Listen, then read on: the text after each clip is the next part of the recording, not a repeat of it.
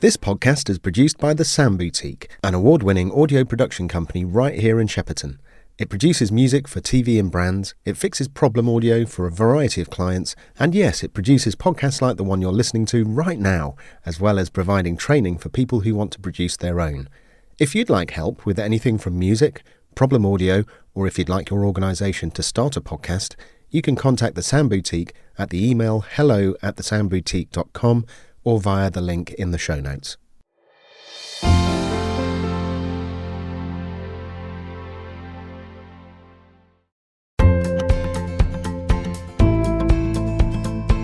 Hello and welcome to the Sheppertonian. I'm Gareth and this is the local podcast bringing you stories, voices and creativity from in and around Shepperton.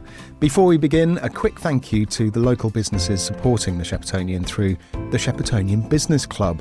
Their backing makes it possible to keep sharing local stories like this one. You'll find details of our supporters on the website, and if you're a business in or around Shepperton and you'd like your message put in front of a local audience, just head to the Business Club page at thesheppertonian.uk. In this episode, we meet Sally Kemp, a Sheppertonian songwriter and singer whose musical journey spans decades and whose creative spark has reignited in recent years.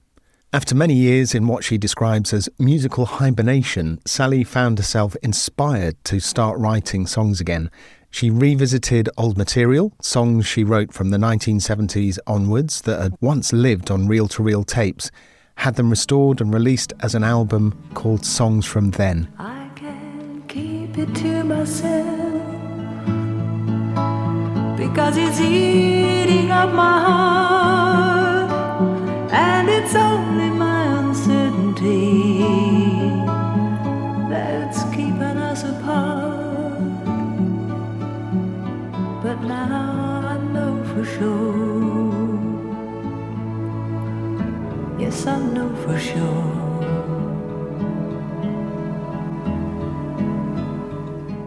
Alongside her rediscovered catalogue, she's writing new music, including a song called Don't Look Away, due for release on Friday the 27th of Feb, written to bring attention to hungry and deprived children around the world. Sally's return to songwriting didn't begin with a big announcement or long-term plan. It started quietly by listening. Well, it was 2021. There was a climate change conference. It was COP26, I think. And because it was in Glasgow, there was a lot of publicity in this country. And so we were subjected to a lot of it on the radio. And because I listened to a lot of radio, I was soaking it all up. And I suddenly thought, I'm sure I wrote a song about this very subject way back in the 70s. And so I had a route around, dug out the lyrics, and I couldn't remember the tune. And I also wanted to tweak it a bit, so I rewrote a couple of verses and invented a tune quickly. And it was not that long after the pandemic had started, so it was sort of quite good to keep myself occupied. And then a friend, a couple of years after that, wrote a book about her turbulent marriage to an artist. And I thought it was a lovely title. I read the book. And I thought, God, I'm going to have a go at condensing that long story into a few verses of song. And it was great. It gave me my discipline back. It got me thinking again, and I enjoyed it. That idea of discipline comes up again and again when Sally talks about writing, both then and now. I think mainly I'd lost the discipline of sitting down and I hadn't played the guitar. Mostly in songwriting, you get an idea and you play with it, you sit down, try and stick it together. But it is a hell of a lot of discipline. Just making yourself sit down and, if necessary, staring at a sheet of paper and just getting on with it. And I think most writers would probably tell you that. Unless I'm the exception. I don't think I'm the exception. And it's fine that, you get up from the chair and you go and make a cup of tea and come back and have another go. And I enjoyed it. I actually found I was enjoying doing it. It was making me use my brain again, which was good. Recently, Sally released an album called Songs from Then, made up of recordings from earlier in her life. Listening back after many years brought a mix of reflection and surprise. I don't listen to them a great deal, and I haven't listened to them a great deal over the years. Just when the occasional relative says, "Oh, do you remember this?" and let's hear it. So, and I'd never done anything about, promoting them or sort of pushing them in any way. But I did listen to them again on the old reel-to-reel tapes, and I actually enjoyed them. I thought they're not actually that bad, because you're always worried about your own writing, I think. So you always think, there's always a bit of an imposter syndrome, and you think, oh gosh. Anyway, I thought, well, before I get too much older, I might as well get them out there and just see what occurs, And people will like them or they won't like them, but it'll be worth a go. I was at my sister's house a few weeks ago, and my nephew said they've got Alexa sitting in the corner of the blooming room. And he said, "Alexa, play Sally Kemp's Songs from Then." And it did. Oh, cool. You probably set off a load of Alexas now. We're not in this house, but God, it's it was quite something actually. It was quite scary, but it was quite nice, Yeah. I can't deny it. It was a nice feeling.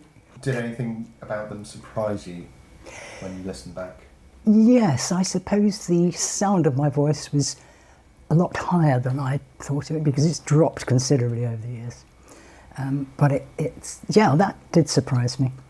And I thought, gosh, how did I get up there and reach some of those notes? Age, voice and change all become part of the story, but not obstacles. Because I haven't sung for such a long time, I've lost the elasticity, I suppose, in my voice. So anything I do, if I'm going to stretch it a bit, I have to work at. And I suppose I'm writing for a lower register, It's something that's just, I'm going with what I've got. Yeah.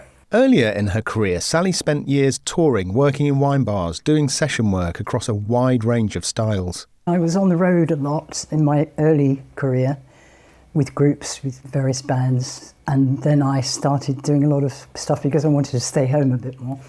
I went into wine bars and very smoky joints, because everywhere there was smoking in those days. And then I was doing a lot of session work, and I loved it. It was great. But that in itself gives you a lot of discipline, because you got to turn up on time for a session. And I suppose I've been a little bit lax in, when you do your own thing, you don't worry about stuff like that. But the discipline of working in a studio most days, it did help. It gave me that discipline. And enjoyed it, and met a lot of interesting people. But with the session work, you didn't know what you were going to get. I mean, it would be anything from reggae. I did a lot of reggae, which was brilliant. And then you'd get another call and you'd find yourself in a studio with people like, you probably never heard of it now, Mondo Ross. He had a big orchestra, and it was a Latin orchestra. And one of my Latin heroes. And of course I got into the studio and discovered it was him. And there were about 6 of us singing. I was given a sheet of paper with 1 million dots on it, and panic sets in, and oh my God. And so you do everything, straight away. You get one quick run through and then you do it. So it ranged from reggae, where it was a little bit more free and easy, to something like that, very disciplined. Lots of notes on a page, and trying to fight your way through it. I have to be honest, I'm sure sometimes, fortunately I had a little bit of musical nous, so maybe I didn't exactly follow the dots as it was saying, but I got away with it, I think. Yeah. Yes. And then the fact that I was still working in wine bars and breathing in all that smoke really took its toll. And eventually I was trying to sing one night, and I thought, God, what's that? It's just come out of my mouth. This weird sound had come out. Over a period of about 2 weeks, I became quite scared to sing, because I didn't know what was going to come out of my mouth. It had damaged vocal cords. Life is full of moments worth celebrating. The yes to the proposal on holiday, the wedding of your dreams, the joy of welcoming a new baby, or the love that's grown stronger over the years. Celebrant Danielle Davies creates ceremonies that capture your story, unique, joyful and unforgettable. Whether it's a wedding, a vow renewal, naming or milestone celebration, Danielle will make it truly yours. Visit danielledavis.uk to start creating ceremonies for every chapter of your life.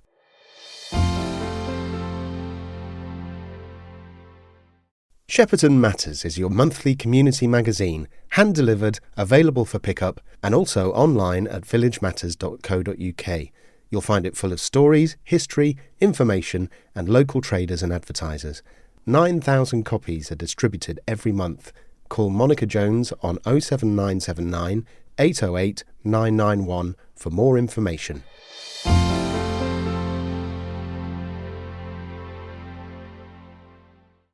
Coming back to songwriting also led to something new. I was listening to a Radio 4 Today programme one morning, and I switched on, of course, almost at the end of an interview that was being given with a spokesman from a charity, a children's charity. And I don't know which one it was, but I think I know the presenter. It was a lady presenter. And she asked him when people were seeing all these horrible images and photographs and, being bombarded with it in your homes through the television, what would be the one thing you would ask of them? And he said, just don't look away. And it resonated with me, and I couldn't get those words out of my head. So in a couple of weeks, I sat down and I thought, well, give it a go, see what comes out of it. Because it's always, well, mostly for me, it's an idea, a title that gets you going. So wrote about this, and I think the important thing is it's not just that there's poverty all over the world, it's here, right here as well, probably even closer to home than we like to think. And it came out actually quite easy, that song, and I enjoyed writing it. The song Don't Look Away was recorded with the Cast Youth Theatre Group here in Shepperton, with the intention of raising money for a children's charity. The Cast Youth Theatre Group very generously gave their time and their talent, and we went down there and recorded it. And Gareth, you've mixed it and made it sound pretty damn good, I think. And so the intention is to get it out there, try and make some money for a children's charity. We haven't quite decided which one yet, but we will do very soon. So we've got to get it out onto social media. That is something I haven't done before, so it's all new to me. I always used to think I was reasonably technically savvy, but I've realised I haven't got a clue. I press the buttons when it says do this and that's going to happen, and I press the button and something totally different happens. And I have to say, if it wasn't for you, I don't know where I'd be with it. But it's been interesting, fun, and I am learning a little bit, and some of it is going in and staying there. But I am very reliant on people who know what they're doing. I asked Sally what she hopes people will feel when they hear Don't Look Away. I hope it pricks their conscience a little bit, because we are, myself included, pretty complacent. We have fairly easy lives, and we just don't think about these poor people and these poor kids. It's mainly, everybody suffers, the grown-ups suffer, but it's the kids that get to you, It's not their fault. They don't stand a chance, poor little things. So I hope that it will just cause a few people to have a think about it and maybe put their hands in their pockets. There's also something important about sharing this work locally. I've lived here now since 2014 permanently, and I just love Shepperton. I think it's a great place, but I haven't really got too involved with stuff. I suppose I kept myself to myself, doing up the house, sort of getting on with life. So I'm hoping that they may just take pity on me and perhaps play the songs a bit, and play the song a bit. I would love to think that the community could get involved, because, all the proceeds from that single will go to a children's charity. I'm not going to hike it in for myself, and I hope that they'll come on board with it. I'm sure they will. From what I've seen, from looking at the local Facebook page, they're a pretty generous bunch around here. Before we finished, I asked Sally what she'd say to anyone with an old creative project tucked away. Oh, just sit down and start. It's always starting it. That's the very first time you've got to sit down, sit down with a pen and a paper, and get on with it. And that really is all it's all about. I'm sure there are loads of people around here with lots of stuff to say, lots of creative ideas. Just talking to people if you're out shopping. And some of these people, they make me laugh, they've got stories to tell. But it really is, the first step is just sitting down with a pen and paper, making a plan, or if in my case, if you're going to write a song, sit down and wait until the first line comes, or if you've got the first line, stick that down and just get on with it. Go and make a cup of tea, have a walk around the room, but come back to it and make sure so I'm going to spend 2 or 3 hours, I'm going to sit down and I'm going to work at it. And that applies now, it's always applied. And I bet it applies with you too, Gareth. It does. Of course. That was Sally Kemp. You'll find links to her new album, Songs From Then, in the show notes. And my thanks again to the businesses supporting the Sheppertonian via the Sheppertonian Business Club. Their support helps keep this podcast rooted in the community and allows it to continue episode by episode. I'm Gareth, this has been the Sheppertonian. Thanks for listening and see you around.